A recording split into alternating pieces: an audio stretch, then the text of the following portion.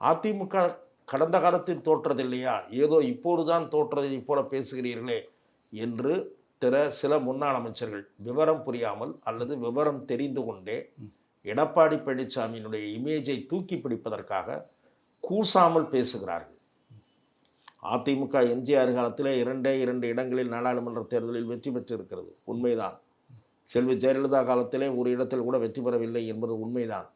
ஆனால் 37 தொகுதிகளில் வெற்றி பெற்ற சாதனை செல்வி ஜெயலலிதா படைத்து காட்டினார். உங்களால் ஒரு சாதனையை நீங்கள் தலைமையேற்ற பிறகு அப்படி படைத்து காட்டியிருக்கிறீர்களா? நீங்கள் தலைமையேற்ற பிறகு இந்த கட்சிக்கு தொடர் தோல்வியைத்தான் பரிசாக பெற்று தந்திருக்கிறீர்கள். அதில் உச்சபட்ச தோல்வி எது என்று சொன்னால் 7 நாடாளுமன்ற தொகுதிகளில் டெபாசிட்டை பறிகொடுத்து 13 நாடாளுமன்ற தொகுதிகளிலே 3வது இடத்திற்கு தள்ளப்பட்டு ஒரு நாடாளுமன்ற தொகுதியிலே 4வது இடம். இதுதான் எடப்பாடி பழனிசாமி அந்த கட்சிக்கு தேடி தந்த அவமானம்.